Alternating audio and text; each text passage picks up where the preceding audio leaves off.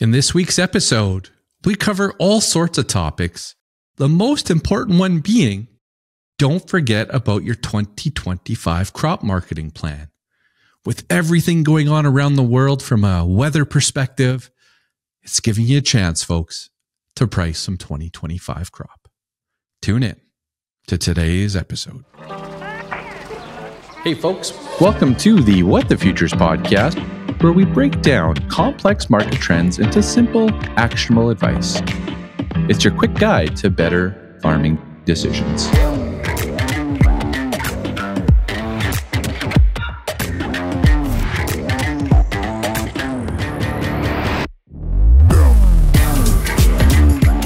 Hey there, folks. Welcome back to the What the Futures podcast. Of course, this is episode number 28, recorded in the UPL studio. We have one more week, folks. One more week of giveaways, the Batalium giveaway. We're going to switch gears after that, so stay tuned. But one more week of Batalium, and you're going to say, well, Ryan, why one more week? Well, folks, it is time to apply that Batalium to your wheat crops. So we're up against a deadline here. Anyways, big thanks to UPL for the fun giveaways here for the spring. Of course, What the Futures podcast is your weekly dose of clarity in the complex world of agriculture, grain marketing, business decisions. I'm not sure yet, but that's the tagline we're going with. Of course, I'm your host, Ryan Denis. I've spent my career working as a grain marketing analyst advisor, working one-on-one with farmers across the Prairie provinces, and finally took the show on the road here with the What the Futures podcast. So thanks for tuning in. I've got a packed episode here once again. And how can it not be packed, right? We've got weather markets out the yin-yang right now. We've got the most exciting spring for crop marketing in the last number of years. Lots of different things going on. So we're going to dive into that. Weather issues. We're going to dive into U.S. corn planting delays. Is there anything there? Is there anything bullish there? I've also got Susanne with Marketmaster joining me here on episode 28. Marketmaster celebrating 29 years in the business. Of course, a grain broker out of Edmonton, Alberta. And we'll get to the regular stuff as well, folks. We've got, of course, the popular mailbag segment brought to you by Pioneer Seeds. And we're going to wrap up the episode with a healthy serving of veggies. I wanted to title this episode, Don't Forget About 2025 Crop Marketing. I just think of that Simple Minds song, don't forget about me. But 2025 crop marketing is just out there in the wings. And it's just saying, don't forget about me the next 3 to 5 weeks. So that's the title of this week's episode. And my number one thing for eating your veggies is not to lose focus on that 2025 crop, the fall of 2025 marketing. I know you're going to listen to that and say, what is this guy talking about? What is he on? What's happening? I'm trying to get my crop in here. It's been wet the last week or so. I totally understand, folks, but you got to use what's out there today. Harness this opportunity and get yourself some strong margins here for 2025. All right. So that's what we got for this episode. Of course, each episode is brought to you by John Deere. There's a whole new John Deere lineup that's out right now. I'm seeing these clips of this new equipment arriving across the prairies. Of course, there's new tractors, new combines. There's a new air cart too, all with built-in intelligence that keeps getting smarter. Check them out at johndeere.ca. I know I promised you some John Deere guests, folks, in the next couple months. We've got them secured. We've got a couple secured here for this spring and this summer. So anyways, I'm excited for that. So let's get after it here in this episode. Of course, I've bumped up housekeeping for my first segment. I used to put it at the end, but housekeeping for this week, I've got a couple things here. Number one, check out these new lids from 764 Customs out of Mundare, Alberta. Steph helping me out and get a little bit of gear here for the summer. Now, if you're watching this on YouTube, I do have the orange one as well. I had the orange one on to start with, but with that pink shirt, I'm sure my wife would have just been shaking her head at that combo. So I've got that orange hat, which is a bit of a blast from the past. Some of you may remember that hat. I've got a nice black one here as well. I've got two different black ones with a front logo or on the side. And then this one was very popular as well with the coloring on the side there, those yellow, orange, I guess orange and red type stripes. So we got those back as well. So if you want a hat, hit me up on Instagram or across our social media channels, and we'll try to get you hooked up. Now, last week, I made quick mention of the ryandenny.ca website. Okay. Within the website, there's a spot called the Lunchbox Crew. Okay. Intake number 1 is going to be from June 1st to June 9th. Okay. That's 1 week to join the crew. If you enjoy the Eating Your Veggies segment in this podcast, the Lunchbox Crew will go into that, but in much greater detail. All right. So that'll be weekly videos dedicated to just crop marketing decisions and recommendations. So you can check it out at ryandenny.ca. You can take a look there. Everything's there, all the information. And of course, you can join that VIP wait list and get in the queue here for June 1st. We're just doing 1 week of intake because honestly, folks, we want to get everything off the ground, running smoothly. And I want the group to be at that same type of level when it comes to crop marketing, at that same part of the journey. Everyone will get started and will be at different levels. But it was important for me to just have one group kind of start. And then we may open up some intakes later on this summer. There's no guarantee what we'll do there. But I thought that was important just to get things going. All right. All right. Next thing on housekeeping. This is a call out. If you're a grain merchant, a grain marketing advisor or coach, if you're an analyst, a buyer, come join me on the What the Futures podcast to share your insights. All right. I'll get the disclaimer in there for you. We know that you can't predict the future. If you have a crystal ball, bring it along. But I'd like to get a couple of groups, so maybe 3 per group, and have you guys on, maybe monthly or something like that. I did have some stuff preventing me from inviting you before, but that's all in the rear view mirror now. So if you're a grain marketing person, you want to share some expertise, some insights, if you want to promote what you're doing with your company or group, come email me, come join the podcast, and we'll get a couple groups set up here this summer, and we'll do some healthy debate about crop markets and what we're seeing out there. Of course, the 2024 playoff hockey draft, round 2, completed. Stressful Monday night for me, but my Oilers pulled it off. And so my team, if you're not first, you're last, Ricky Bobby, still hanging on to first place. It's tight between Elite and myself. Of course, Elite passed me right at that last night of round 1. But anyways, for this round, I'm going to send some swag to Team Causeway. Okay. Now, what's happened with Team Causeway is he is done. He has 0 players remaining in these playoffs. He's going to get last place because there's still 2 rounds to go, folks. So we're going to give him a bit of the loser gift, the last place gift. Should probably get a little trophy made up as well. But Causeway, you got some swag coming at you because, we feel bad for you, buddy. We feel bad. All right. Last thing here for housekeeping. Of course, this is the playlist on YouTube, my songs of the week.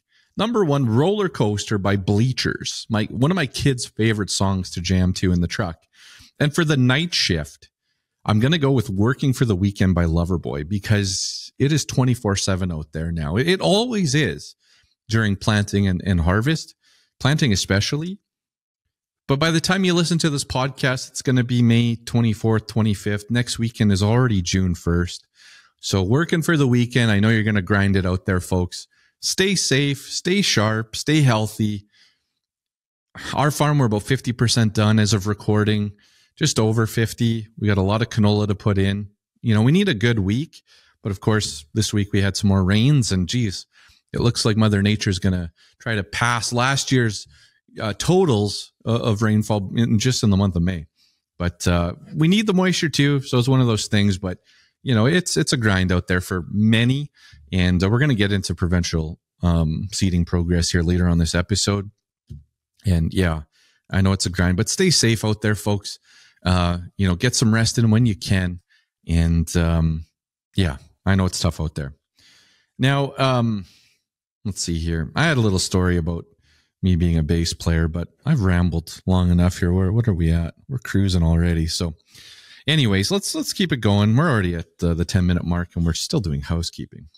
All right. Of course, head over to our YouTube channel. Follow us on social media. Most of you are catching this podcast on Apple Podcasts. So if you could go and give us some stars there, it doesn't even have to be 5 stars. You could give me 1 star, 3 stars, whatever you want to dish out for a star. I have no idea what it does for us. It might make the show more relevant, or it might actually show up in a search. I don't know, but I appreciate it if you could give us a bit of a rating there. All right. Positive moments of the week.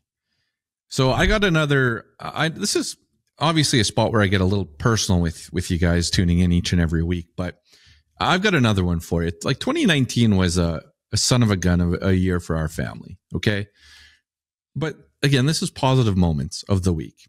My brother-in-law celebrated just recently his 5-year anniversary where he took a helicopter ride.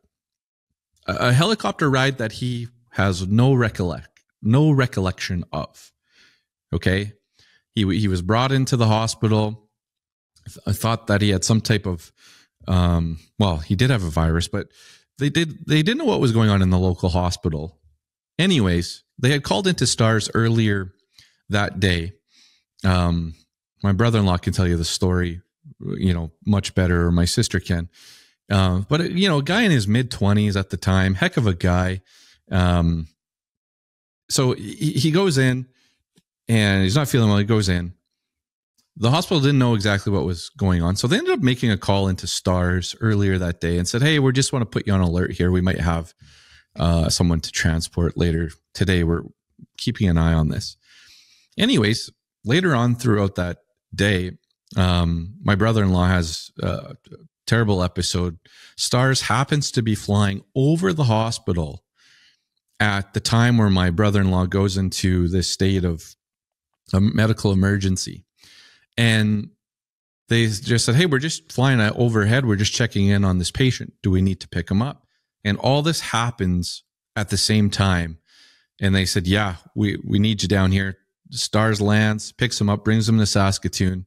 STARS saves his life by just getting him the medical things he needed at that time.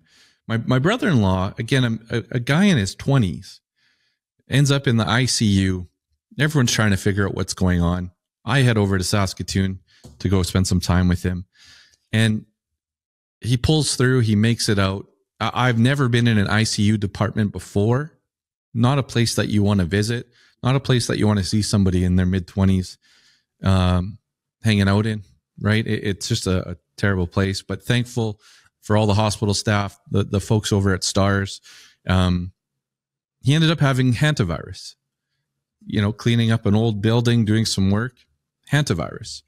And it's not something that we think about all the time or often, but when it impacts someone in your family and you see that struggle and almost taking his life, we mask up on the farm now. Hantavirus is something that we are very aware of. And hey, he's here with us today. STARS, the hospital, Brady, everybody pulled through, and Brady is in great shape now and doing great. So 2019, that was another important anniversary for us here this week. So Brady, hats off to you, buddy. Good job out there, man. All right. My other positive moments for the week, my wife, my poor wife. So we talk about mudding in the crop, right? Well, she had enough. It was 0 degrees here as a low on the long weekend.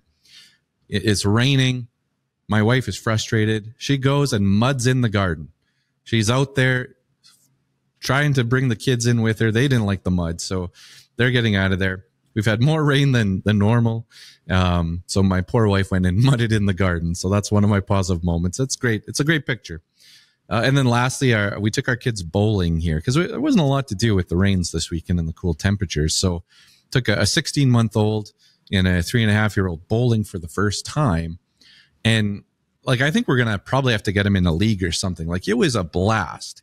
They had food, snacks, lots of room to run around, walk around. My kids had the best bowling shoes that you could think of, like incredible. And we all had a great time bowling. It's going to definitely be in our regular rotation here when it comes to activities now. Highly recommend, if you got little ones, head over to your local bowling alley and check that out. All right. That's it for positive moments for this week. Now, our next segment, I wanted to get into more detail about kind of those market notes that are worth mentioning, and also prices.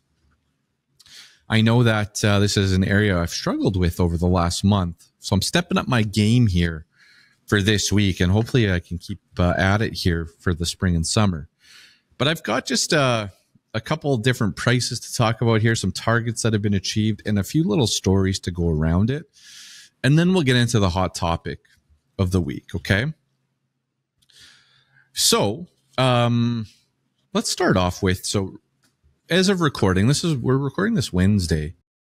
What's the date today? May 22nd.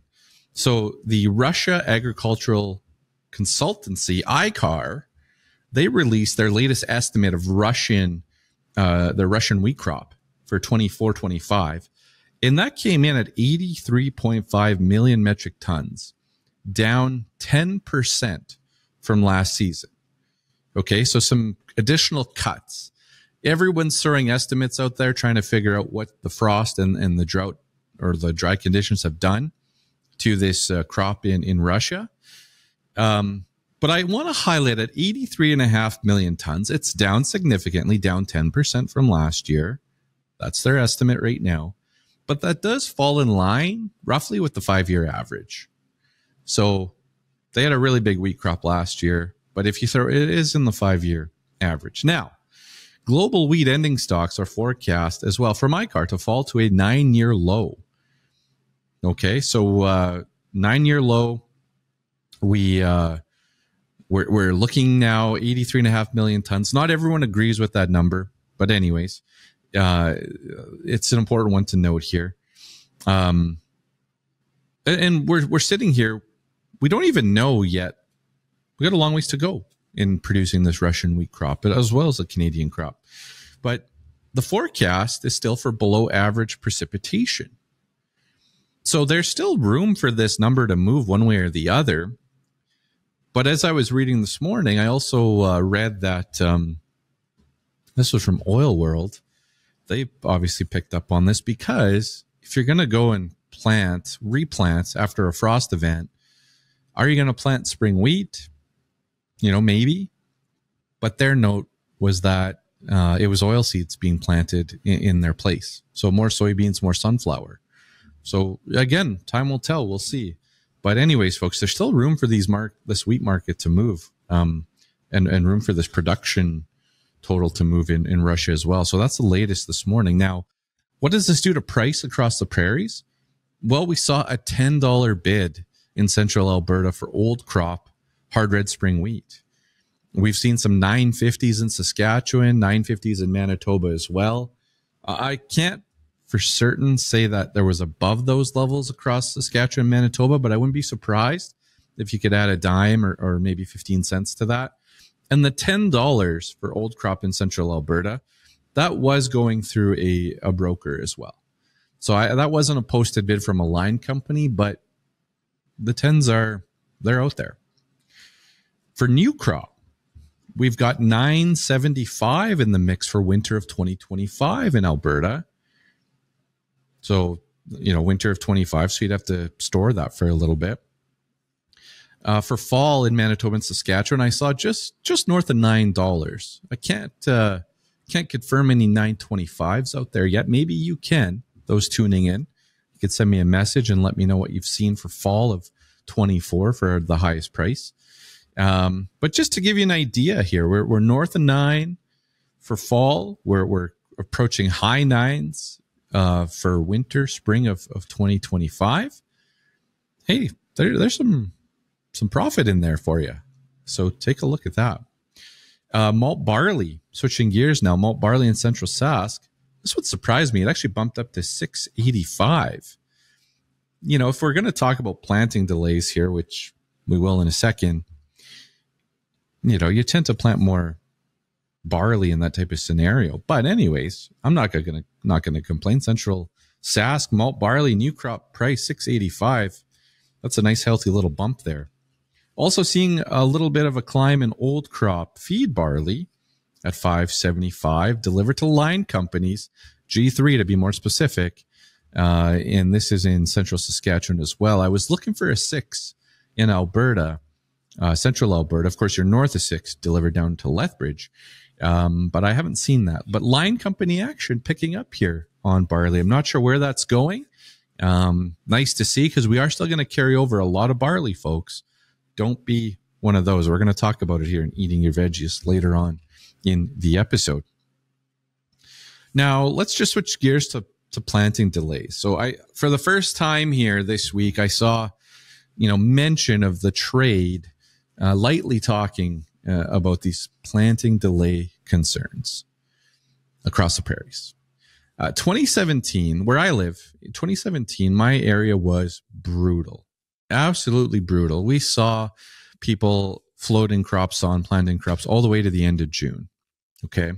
So I started to look at 2017 just to say, like, hey, what did the market do? What did canola do during that time? Well, it didn't rally. Even though we had planting delays in our area, canola still fell from 510 to 475. Now, it did rally in late June into July. There was a nice aggressive bounce there. But, as we talk about the prairies individually here in a second, just because you have one area that's suffering from late planting, it doesn't mean that will lead to a rally. Okay. And when I look at Manitoba and I look at Alberta right now with the latest data, they're very much in line with the 5-year averages. Okay. So Manitoba, as of May 20th, this is the most recent data I have, 47% planted versus 52% on the 5-year average. Again, that's May 20th. That's a couple days ago. That's pretty good information there. Saskatchewan, the update probably comes out this afternoon. They were 38% planted. There was a fair amount of precipitation though across Saskatchewan this last week. So I expect to see a slower week, and we'll see where they come in against their 5-year average. But I would expect we're going to be a little bit behind.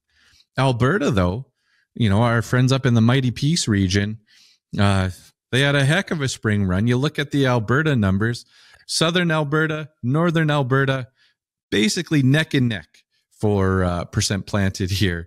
And I think the Peace actually might edge them out this week. We're going to get an update later on here in the week, maybe on Friday. I wouldn't be surprised to see the Peace actually edge out southern Alberta. But again, significant rains across the prairies. I did see, again, last week we talked about 50% planted. That came from Alberta government individual on the radio. So we'll have to tune in here and see where we went above the 50%. Okay. So that's kind of what's going on across the prairies. Now, with the rains now, we had a slow week. So we'll see. This obviously is super important with June around the corner here next weekend. Farmers are a resilient group. They get a lot done in a short amount of time. My area, the floaters are getting their oil changes. They're getting greased and they'll be out, putting in some acres. The floaters will be out spreading acres here, I would imagine, in short order. But this next forecast, this next rain event, whenever that is, that's an important one. Because obviously that starts to push you back into, the next month. And as my brother said last night, he said, Ryan, if you can figure out how to add a few days to May, please get that done for us. And I told him, hey man, we obviously can't do that, but let's add those to frost-free days in the fall instead, right? Let's go and add them over there. But I'm just looking at my Clarity app here from BAMWX. I'm looking at basically maybe a Monday. There's a small chance of precipitation, but all the way to June 1st, it warms up into the weekend here and into early next week. Fingers crossed we get a bit of a run in here. It seems to be if there's rain on the even if it's 50%, for our region, it's been happening. So we'll see. Now we're going to talk about canola markets in greater detail here, towards the end of the episode in Eating Our Veggies. But I'm just going to highlight this. Yeah, canola making a new high here, trading at $6.93 on the November contract. For new crop canola, this gets you $15.50 and even maybe a sniff at some $16 canola for the spring of 2025. Again, folks, I don't know what you've got for, lines of credit and interest rates out there, but anyways, a $16 canola target, in my opinion, jeepers. I like that. I wouldn't mind throwing that out there. We're getting close to that. And I know some of the bigger firms out there put out canola recs last week and earlier this week. I'm not there yet. I'm not quite there yet. I've got my ideas penciled in. I've got my levels highlighted here. I'm just not quite there, but 16. Yeah, I would definitely be taking some action at 16. Those are good profit levels. I don't really have much on oats or peas for this week, folks, but yeah, that's kind of what I had for prices. That's what I had for storylines that kind of caught my attention for this week. And again, folks, I'll continue to work on this and try to get you more information and kind of put a strong effort into prices and market news. I think it'll be helpful. So I'm going to spend some time and energy there over the next few weeks. Let's switch gears now to my hot topic of the week. And then after that, we're going to get to Susanne Jackson with Marketmaster. So the hot topic for this week, it came across, it's been all over Twitter here or X for the last number of days, but in 2019, we had significant corn planting delays in the U.S. So I wanted to talk about, what happened in 2019? How does it compare to this year? Does it matter? Is this going to lead to a stronger rally? And also talk about just this weather in general. So we've got, in Russia, we had a crop killing frost event, and we've had dry conditions as well in southern Russia.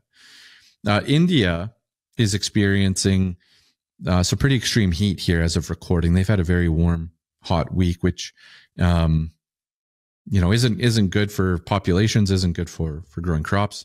The U.S. Midwest, it was the night of the twisters yesterday. It just terrible what's going on in Iowa. We just, our thoughts are with everyone impacted by this, and sounds like there was loss of life as well.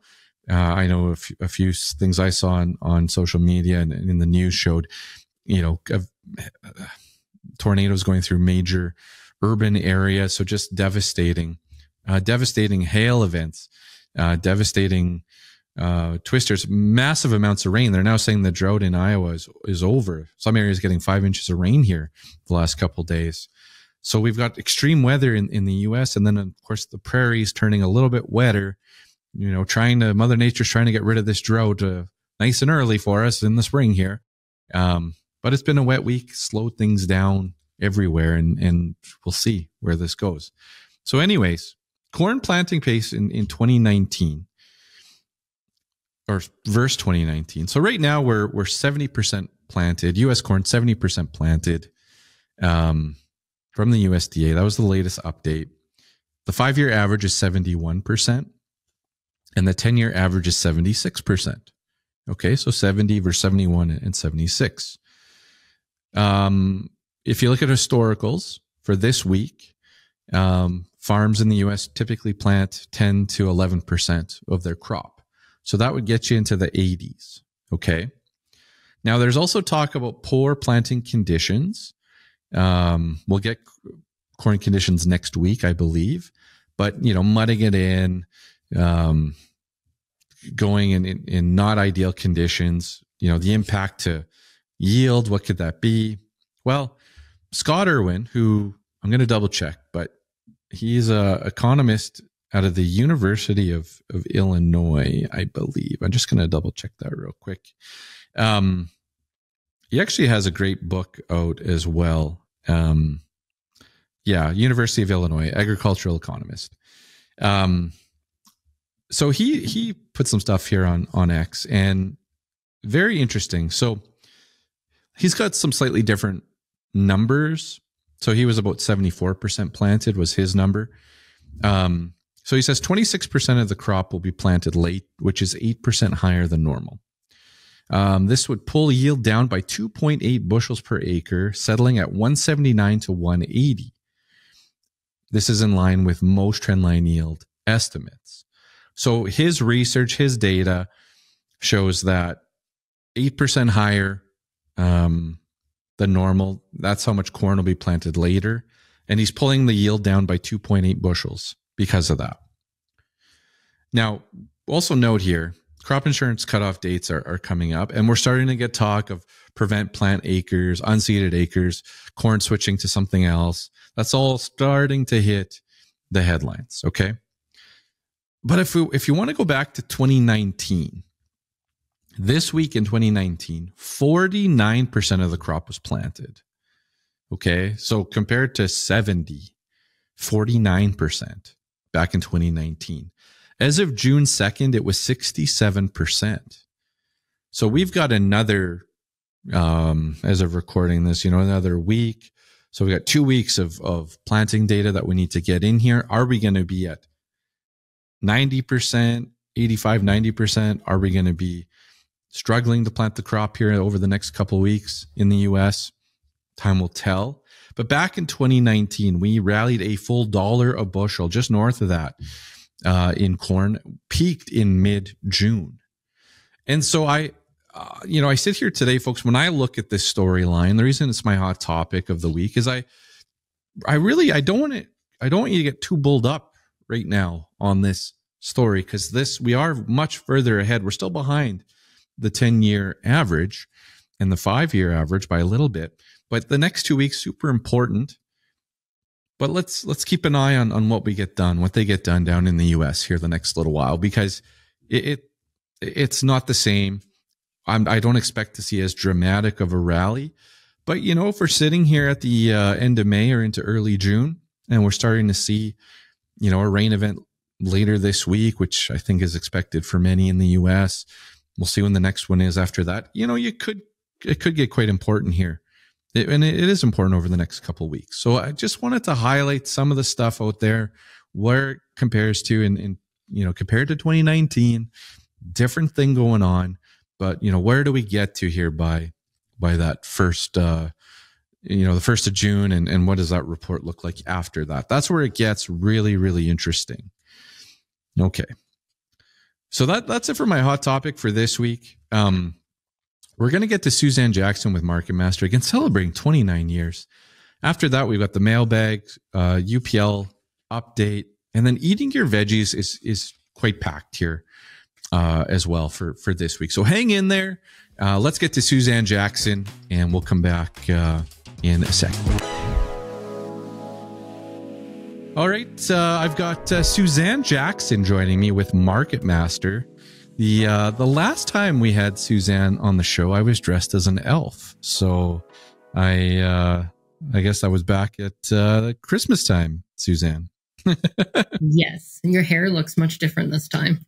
Yeah. I thought I stretched it a little bit with the red or pink shirt as well. But at the top of the episode, I was originally wearing this hat, and the orange and the red. I think my wife would have been disappointed in me, so I went with the black hat after that. So, all right. I've got Susanne here. I appreciate you joining the What the Futures podcast. The big point for me here is I've shed a little bit of negative light towards one broker in particular, and we're not going to get into that right now, Susanne, but I wanted to have you join the show because everyone's different. Not all brokers should be painted with the same brush. And what's exciting is that you guys are celebrating a little bit of a birthday, an anniversary. I'm not sure how you would describe it, but why don't you tell us a little bit about what's going on at Marketmaster?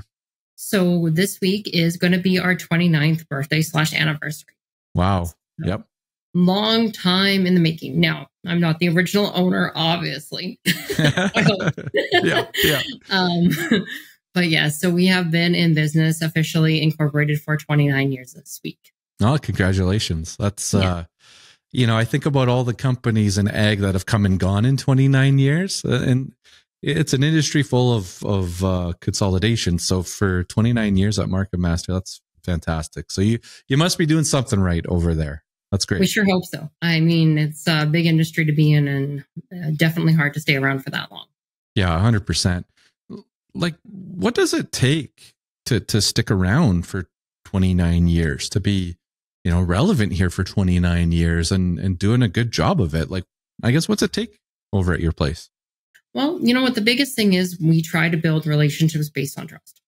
The original concept for Marketmaster was John Stewart, who still works with us to this day, started it based on the fact that he wanted a different way to market his grain. So John was a farmer out in the Galahad region, and a lot of people still know him, and he still works with us. He writes a column for us weekly. And he was just, selling to the Alberta wheat pool. And as a lot of people have negative or positive everything with them, it was one of those, how can I market my grain differently? So he did some research and he started to sell his grain on some cars and was doing it himself. And people heard about this and they said, hey, can you do it for me? And he was like, okay, a couple friends, I'll do it. I'll help some other people out. Sure. And then it grew and it grew and it grew. And then he started selling to feedlots. And from there, it just kept progressing. It got a little bit too much for John because he was doing it as a winter project. And then as that grew, he brought in Shelly. So Shelly took over, and there were so many beautiful comments the other day, and everybody, thank you so much for talking about Shelly. And she took it over. And from there, she grew it into what it is today. And it became a way of helping people to market their grain into different situations. And the biggest thing is always the helping. So it was trying to get people to understand different ways to market their grain and to actually help the farmers out. So that's one of the biggest principles we've always used is the helping. We want people to understand different ways to market and to make sure that we're ensuring the best situation for people and the ways to market their grain. So, we get a lot of calls from people who are in situations that, they've taken over the farms from their fathers or from their parents and they've never marketed grain before. And it's, very interesting when you talk to them like, I've never done a grain contract before. And it's, well, how can we help you? What do you need? What can we do to get you to best understand what you need to do? And we might not sell their grain, but it's like, what kind of things do you need to look for when you're dealing with grain? Do you know the quality of your grain? Do you know who you're dealing with? What kind of questions can you ask for the first time ever marketing grain? So it's everything from that to a very experienced person who knows about booking futures, basis, all those kind of things. We want to be able to all encompass that for making the best decisions. It's a lot of trust you need to put in when you're just calling somebody over the phone and being like, hey, I want to sell grain. Yep. It's your money. It's your future. It's everything that goes into that. No matter who you're selling to, you need to trust them. So it's a very different situation. That's easier said than done, right? It takes time to build trust, to have someone there that you're continuing to chat with on a regular basis and helping build up that trust. Yes, it's especially when I've worked with customers personally for 12 years, I may have never met them face to face. Yeah. So it's always interesting when you finally do. But, to talk to somebody over the phone and just say, hey, I want you to take my grain from my farm, sell it to somebody, and then hope that I eventually get paid. It's a big thing because that's a lot of money and that's your income. And we're also taking the same kind of trust saying, hey, is your barley 48 pounds and dry? And I'm taking that trust as well and hoping that you're going to ship a product that is actually that as well. So it goes both ways. So the biggest thing I find is you have to be able to know what questions to ask on both sides and also to know how to approach the situation. So for us, when we're trying to market grain, there's a lot of things we need to know from a producer's end. Why are you selling this grain? Are you trying to hit the top of the market? Are you needing cash flow? those kind of things do really help when we're trying to market everybody's grain. It shouldn't be a pressure situation for a farmer when they're trying to make a decision. It should be one of those where you're actually being able to make an informed decision. And that's the biggest thing that we try to do here at Marketmaster is, why are you trying to sell grain? Do you need to make cash flow? Are you trying to make bin space? Or are you just trying to market some grain because, it's time to start making those decisions? Yep. Makes sense. So there's a few things I want to touch on here as well, but I just want to go back for a second. I was actually looking up, I think I was trying to find something on basis. I was Googling, right? And you guys do some education as well. You have some education pieces out there. At least in my search, they came back, and I think you were the author of the one article I read, or someone on your team anyway. But you guys bring that research element as well. And then when it comes to the trust side, and this is one of my favorite things about having worked with you in the past, is you have that relationship with the farmer, but you have that relationship with the buyer as well. And the relationship that you have with the buyer can, in my experience, often benefit the farmer. It might be from a price, or I'm going to tell you a story in a little while about something on a quality side. That anyway, there's different things that you guys bring, and so a trust in the farmer to say, hey, you have this certain spec or quality that you're going to deliver to the end user that you have a relationship with. It's very important to keep that going, because you have that relationship going, the farmer's involved, you're involved, the end user, and then if it goes well, then the next one just goes that much easier. So yeah, we definitely do find that it does open some new doors, especially because some places do require such a high spec, and they will say, we know you've brought this quality in the past. Can you continue to find that as well? So it's kind of nice that when we have a group of really great farmers to work with, that we can show that quality to them and be like, hey, you know what? We know that, Farmer Bill has always brought extremely great grain. We know we can bring that forward again. And it's great when we have such a great group of producers to work with. Yeah, 100%. And that's important stuff when margins get tight, or when markets, and they've been friendlier the last couple of weeks here, but we had David with Marketplace on last week, and he just mentioned how, he has kind of a list of growers that, if someone's short, a buyer's short, or looking for something specific, he has a go-to list. And, it's the same thing here. Like, your buyers looking for consistency, they know that, who to reach out to. So that's great. On that note though, so David is a reseller, you're a broker. Can you just talk about some of those differences, and is there any others that I'm missing? So we're a broker. So our job is to put you in contact with a buyer. So those buyers can range from resellers like Marketplace, who's a really great buyer. A reseller we work with, and elevators, exporters, and anything like that. So the main job of a broker is to be the point contact for those different options for buying. We should not be handling the money. We are just the person to be putting A and B together. As a broker, also one of our functions is to find transportation for that. So we have a great list of truckers as well. Most brokers should not be handling money. We're not licensed and bonded at all. There could be some other situations where brokers are licensed and bonded or set up differently.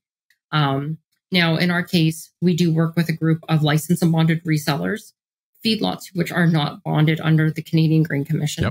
We work with elevators directly, and we can work with different export groups as well. So it just all depends, what kind of grain quality we're working with. And, with our situation, we always tell you where your grain is going. So when you receive a broker's note, that person is going to be the one paying you at the end of the day. So you should be knowing where your check is coming from. So on a broker's note that you receive from a company like us, it states who your person is that's paying you, which is something you should know where your cash is coming from. When you sell to an end buyer, you know where your check's coming from. So if you sell to a reseller, they're the one handing you that check. So you know where your money is coming from. So that's where a broker should be. That's obviously my very strong opinion on that. We've been doing business like that for almost 30 years. Yep. And I know some of the other brokers out there do work like that. But that's a big thing, is you should know where your cash is coming from.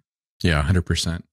I have a bit of an odd question for you here, but how many hours in the day or the week do you spend talking to buyers? So, because I am the owner now, my job is very split. So I usually spend half my day with buyers and half my day with farmers. And depending on the week as well, because some weeks we have a lot of influx from buyers looking, and then other weeks we have a lot of farmers selling. So it is very split on the functionality. Some weeks it'll be, farmers are all seeding. So then we build our relationship on the buyer's end. Or some weeks it's raining and then we see a lot of calls on the other side.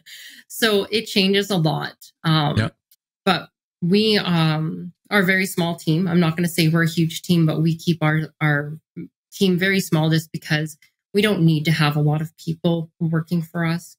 So there is just 3 of us in the office right now. Sometimes we go up to 4 depending on the year.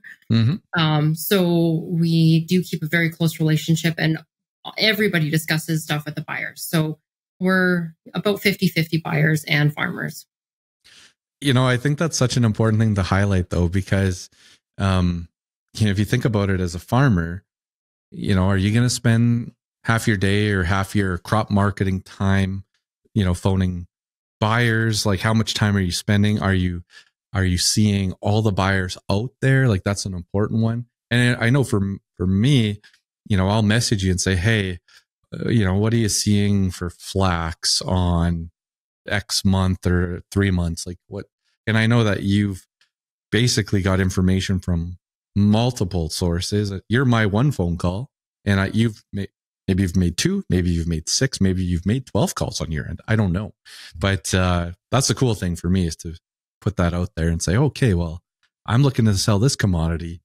I'm going to send it to you, and I know you've done the legwork. So, well, and the nice thing is some of our buyers have been in the industry for such a long time, and they have such great knowledge. So sometimes when it's slower on the farmer side and they're busy, because our farmers are very busy, we don't want to bug them all the time. So we'll spend that time building a relationship with our buyers who have great knowledge, and they have such, great information to sit there and tell you, like, hey, we see this happening. There's this going on in the industry. It's a great resource to be able to stay up on all the other chatter that goes on that not necessarily farmers have time for.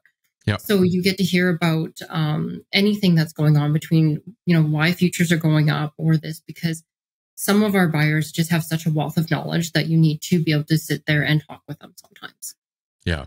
Oh, 100%. I'm in envy of you on how many buyers you get to talk to on a week-to-week basis. So that's great. Okay, so what do you have going on here for old crop stuff? If we get into some pricing here, is there anything that stands out?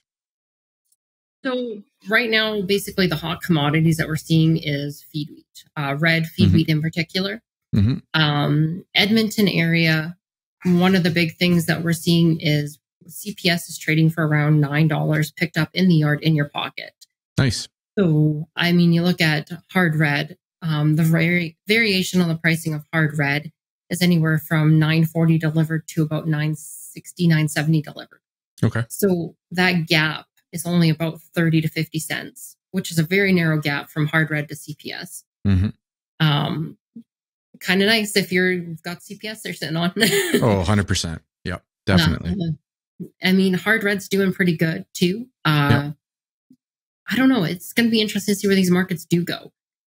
We're getting closer to the end of the season. Realistically, seeds are going in the ground. So that's how many more days until new crop. It's not that far away. Yeah, it's right around the corner. Yep. Yeah. Barley's doing good. Most areas from Olds to Edmonton are sitting between $9.60 to $9.40, just above Edmonton.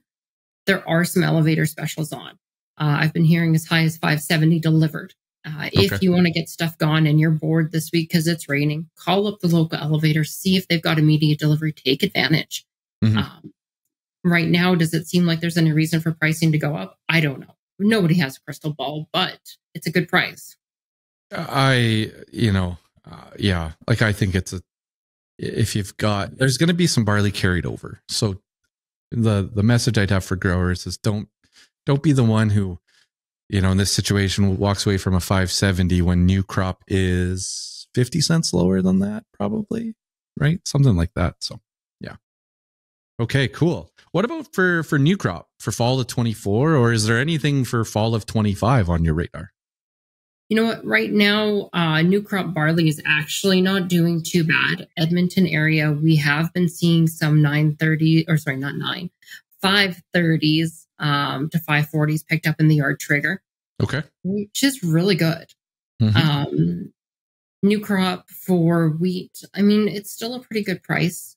Canola, I mean, today we were booking some in Provost area picked up at $14.70 picked up in the yard. Yep. I know everybody's looking for that $15, but yep. We've been waiting for that $15 for a while. Yeah. So do you take the bird in the hand or, see what happens again next week and see if it goes through a crash? I don't know. This year, it's been wild to see these ups and downs. The downs are a lot faster than the ups.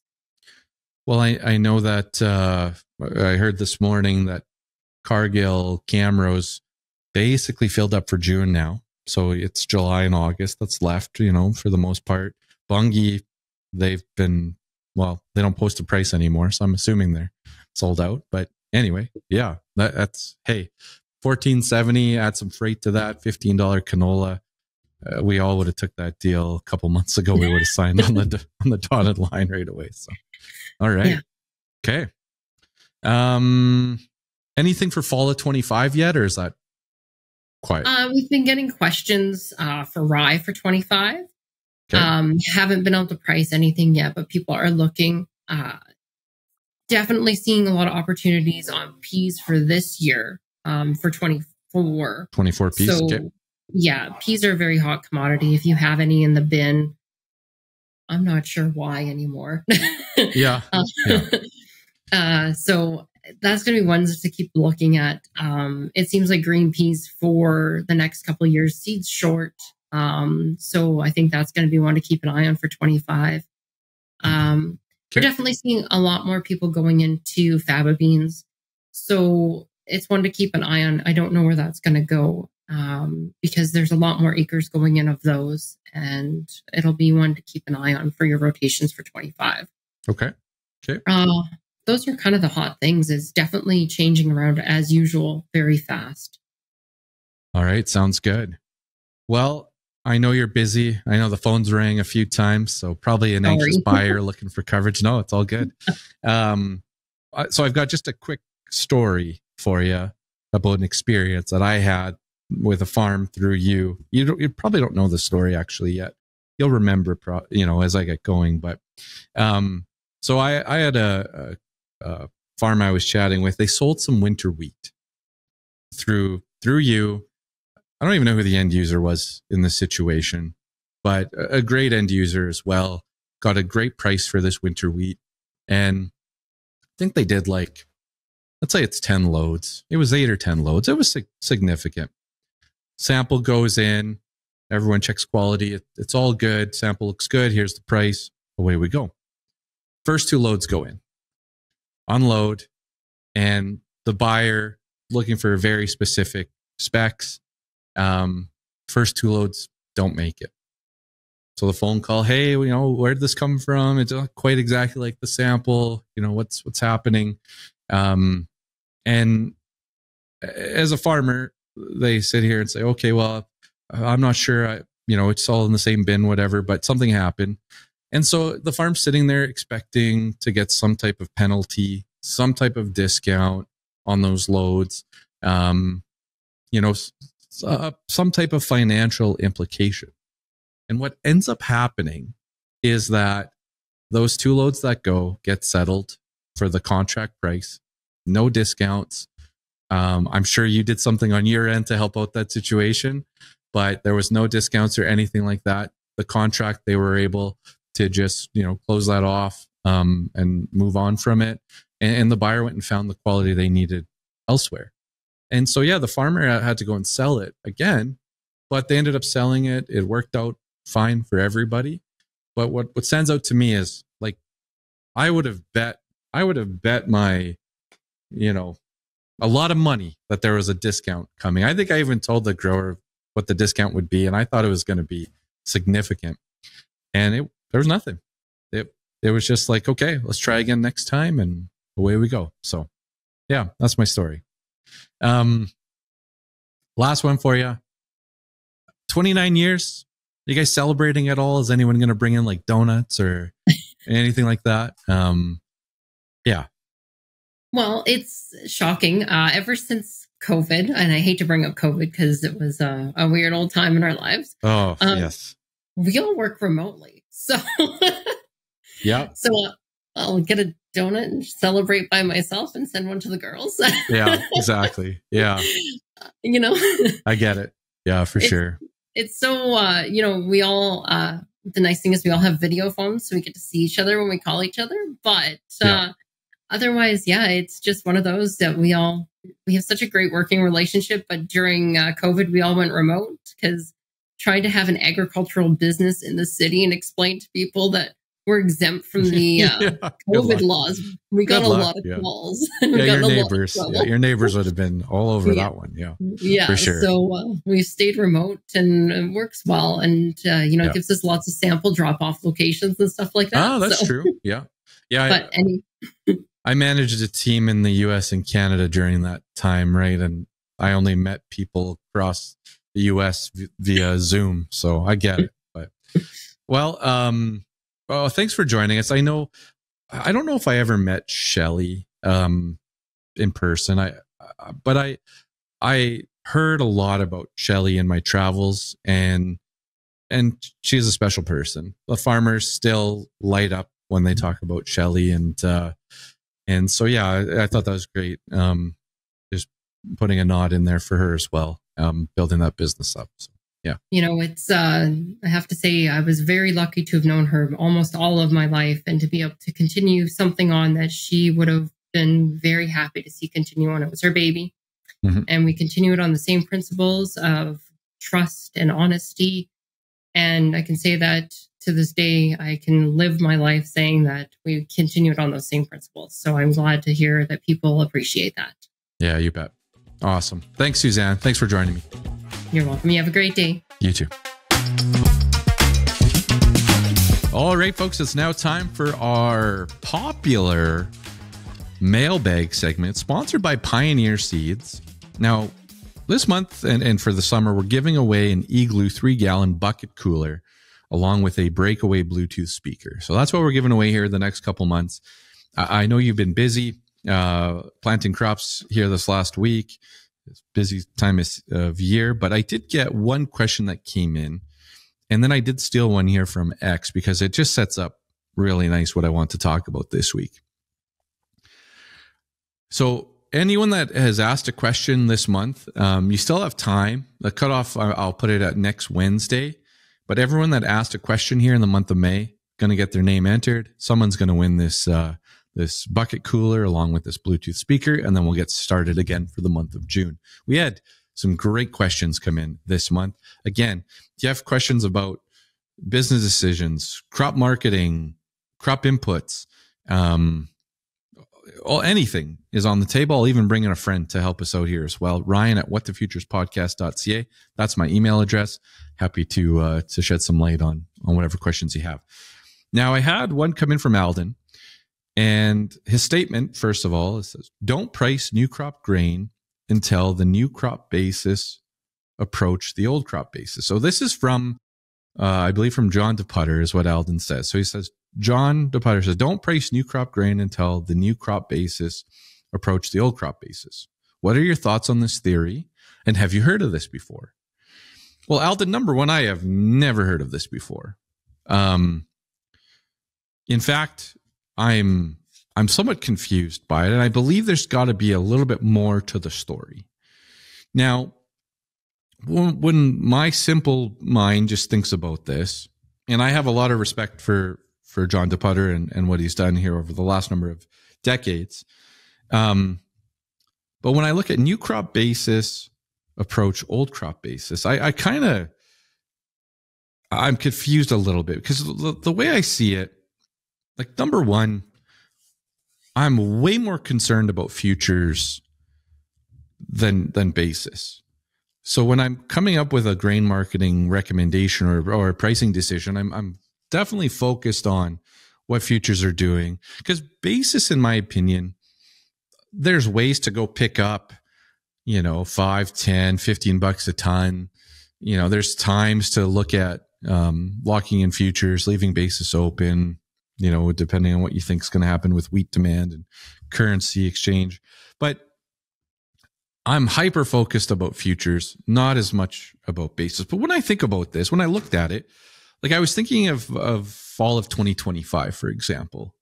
And even though I might go and lock in some November 2025 canola futures at 675, wink, wink, I'm definitely going to leave basis open. I'm not going to worry about basis a whole bunch there, because the basis that is presented to me is just not going to be reflective of what's actually going on with demand at that time. So I'm gonna stay patient on basis.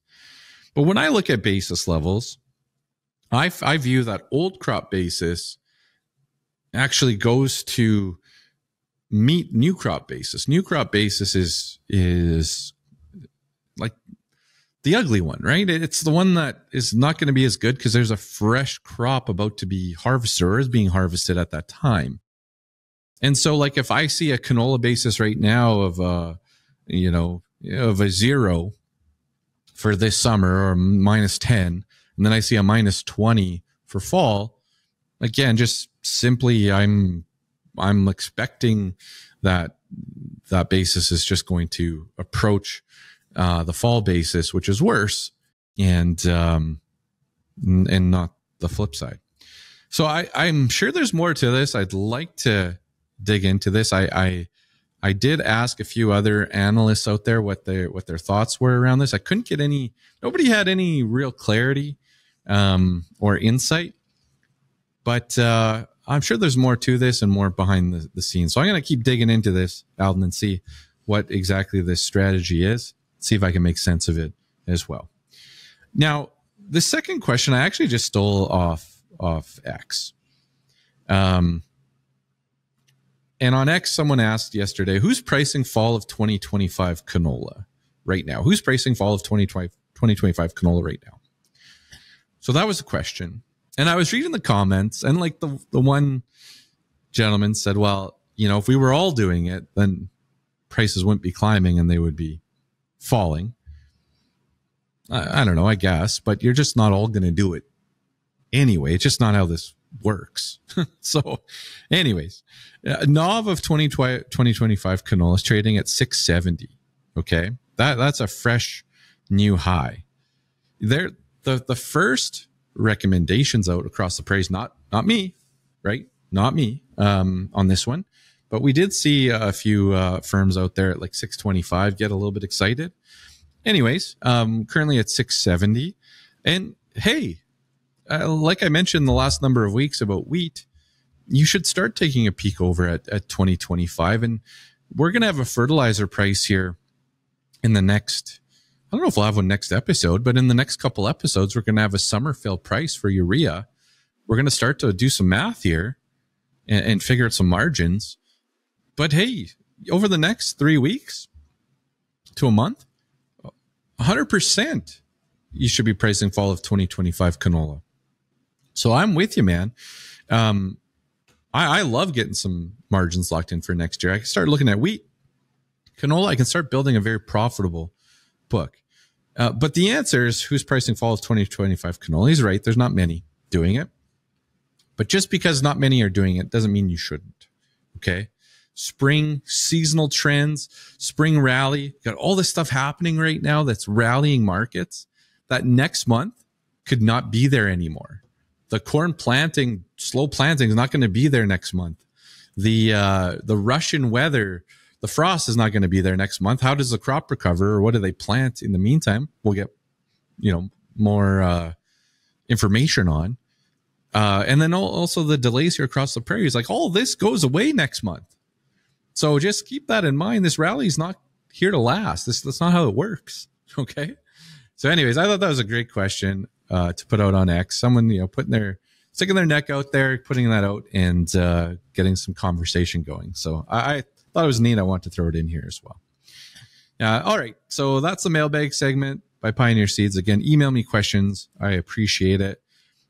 Next, we're going to go over to UPL and give a little bit of an update here on our latest contest. So we stumped a few of you last week. So we were looking for how many active ingredients are in Batalium. Now, I want to make sure I'm saying that right. So let me just go back here. There we go. Okay. Yes. Active ingredients. How many active ingredients? The answer I was looking for was 4. 4 active ingredients. 3 modes of action to battle resistant weeds. Okay. So 4 active ingredients, 3 modes of action. And I believe on here, again, folks, grain marketing guy trying to fumble through, spray. So oh man, I'm going to butcher these names, but MCPA, that's an easy one. Flucarbazone-sodium, Fluroxypyr, and Bromoxynil. Apologies to all the agronomists out there, but hopefully that works. So that's our 4 active ingredients, and then 3 modes of action, because I believe it said group 2, 4, and 6. Group 2, 4, and 6. I'm assuming that is our modes of action there. Again, if I have said that wrong, make sure you read your label and do not get your spray advice from a crop marketing person on a podcast. All right. So 3 modes of action, 4 active ingredients.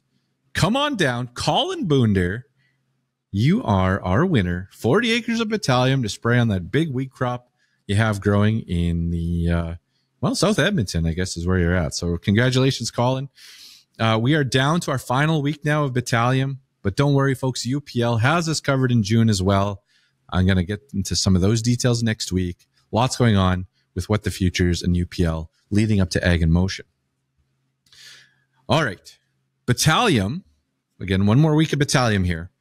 We're using this stuff across the prairies right now. I got a text from one of our winners last week. He said, "Hey, Ryan, happy to get my Batalium on farm because I'm spraying my wheat crop next week." That's awesome. Things are moving along. So Batalium is sold in 2 package sizes. There's a 40-acre case, which you can see behind me here on display. Ta-da. Do my best Vanna White. Is that her name? Impression. There we go. And then you can also buy it by the drum. All right. That's a 200-acre drum. So this week's question, how many acres does a case and a drum of Batalium treat? All you got to do is back this up 30 seconds. Your answers are right there, folks. You can text them in 1-855-606-1889 or email Ryan at What the Futures Podcast, and I will be picking our last winner, Batalium, next Wednesday, and we'll get that product out to you ASAP because we know it's that time and spraying is right around the corner for many of you. Of course, always read and refer to the label for rates and weeds controlled, not the podcast. All right. Here we go. Now we're going to go to our eating your veggies section because it is the right thing to do. I put that in quotations because it's not, we hope it's the right thing to do, but geez, it's a podcast. You just never know, right? So 3 things to focus on. We want to talk about action. We want to be action oriented. Okay. So last week was our big one on contract maintenance. You guys were phoning your buyers, looking on your platforms, making sure that all your ducks were in a row here, because you don't want to be caught when the sky is falling. These markets are falling apart. You don't want to be trying to fumble through. What do I got sold? Where am I at? Blah, blah, blah. You got to know what you got so that you can take action. Because some of these platforms, you can just go online and price grain now, right? So it's super simple and quick. You don't even have to phone in or text in or anything. You just go online. So again, time and time again, markets fall. I see it coming, folks. I see it coming. But anyways, important 2 weeks ahead of us. Still recommending smaller than usual contracts. All right, we're towards the end of May. Still recommending those smaller contracts. We're going to increase that shortly, but we're still just focusing on this rally, picking away at it, smaller than normal contracts. We've been doing that for months now, and so far, so good. All right. Again, don't forget about the fall of 2025, folks. If there's one thing you take away from this episode, do not forget about pricing grain for the fall of 2025. Of course, the Lunchbox crew, you can head over to ryandenny.ca. We'll be focusing on that starting here June 1st. All right, number one, canola targets. We have stiff, heavy resistance at 700. That is what the smart people tell me. 700 is monumental resistance, okay? If we clear that hurdle, if we clear that hurdle, then we get a nice little bump up here, maybe to 720, maybe to 750 in that range. But we got to clear that hurdle first. So I'd like you to spray in a few targets out there, okay? Again, I talked about Alberta. You might want to look at some 16 for winter and spring at 2025. I do think you need to respect the $700 level and get a sale on here. We're trading $693 as of recording. You got to respect that level. And I know you're going to sit there and say, well, Ryan, if I sell at 700 and everyone listening sells at 700, well, that's why it's going to be resistance. I get it. But I think you just got to respect that here a little bit. Again, just a small little sale to be like, hey, 700, I'm acknowledging you. I'm going to price a little bit, but I'm also going to put a few targets above you. You toss one in 50 cents higher, go after that 720 type level. And then from there, you can go in another like 70 cents above that, go and put one in at 750. Now, I know that some of the firms out there, the crop marketing firms that are a little bit more bearish, these markets, they're looking like a little pullback here and they're going half sold. Okay, right? I'm not there. I'm not there. I wouldn't step to that level. I know I said I'm least bullish canola out of most of these crops right now, most bullish corn, least bullish canola. I wouldn't step to that quite yet. But on a pullback here, I'm definitely making some sales and I'm getting these targets in. Okay, respecting the 700, aiming for 720, 750, 3 different targets. For 2025, I think we're trading at a 670? Man, like I wouldn't be asking for the world in 2025, but to start at 675 on that first couple percent, Again, the Lunch Pail crew is going to dive deeper into that in the next number of weeks here, but that's number one this week, folks. Canola targets. Lots to do there. Lots of homework to do for you. Number 2, malt barley. Man, if someone's offering me a 685 on malt barley, I'm pricing some of that. I'm taking the 685. All right. Old crop barley. It looks like you have a move here to get to 100% sold if you haven't already. The feedlots aren't super. They're not the ones doing this right now. They're quite comfortable. David gave us tons of information last week. But with spring rains and a lot of carryover, I'd be making sure I'm 100% cleaned up here. I know I've kind of said that all along, but if you have a chance, 575 Central Saskatchewan delivered, I take that. And if anyone offers you a 6 or better in Alberta, I'd be taking that as well. Because at some point, we're going to go and meet the new crop price. And in Saskatchewan, that drops 50 cents, 75 cents, something like that. Don't be that one. Don't be the guy. Don't be the farm that misses the old crop and then sells it for 50 cents less in the fall. Okay. All right. What else do we have here? Rain event. Oh yeah. If it does rain later this week, or if it's raining as of listening to this, then barley acres, they tend to climb just a little bit here. Again, I'm not saying that's going to happen today. I'm not doom and gloom over this. We'll get the crop planted, but just plans change when the calendar changes. All right. And the last one here for this week. When you get a chance, phone your farming buddies. Okay. Just pick up the phone to say hello, catch up, talk about markets, whatever it is. Planting crops in the mud is extremely stressful. I see the pictures on social media of someone getting stuck.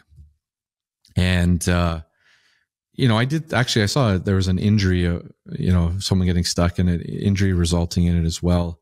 They're lucky overall, could have been a lot worse, but when you get stuck, it's no fun. Like, if you're plugging your boots, you're towing on obviously super heavy equipment out there. So your risk is climbing. You're delayed. It sucks, man. Planting crops in the mud. You guys all know it sucks. It's stressful. So if you get a chance, to phone your farming buddy out there, maybe you can laugh about something. Or if they call you, I know you're busy, but if they call you, pick up the phone, because we don't know what's going on the other side. You have Bluetooth, you can function in this day and age, for the most part pretty well, but you have to band together a little bit here, and we'll look for some sunshine into June, sunshine and cold beers into June. Hopefully we can throw the skinnies tires on the sprayers at some point as well. We'll get it done, folks. You guys will get it done, but just reach out to each other, and it just sucks out there in the mud. It does. Okay, folks, that's it for eating your veggies for this week. I think you guys are all aware of 2025 and the importance. So yeah, in closing for episode 28, prices can change here, folks. By the time we record and send it out, most of the recordings are done on Wednesdays, maybe Wednesday night at the latest for a Friday release. So just be aware. I have to say this, especially over the next month, because there's a good chance at some point here, by the time the market's going to do its thing. And, there's going to be a time where I'm talking about this and you guys are going to say, what the heck's he talking about? This thing fell apart on Thursday. Like, what's he on? But anyways, so prices change. Okay. If you'd like to be a guest on the show, email me, Ryan, or head to the website. If you'd like to connect, sponsor, that's the spot you go to as well. RyanDenis.ca. Ryan at WhatTheFuturesPodcast as well.ca. Have a good weekend, folks. Stay safe out there, and I'm out.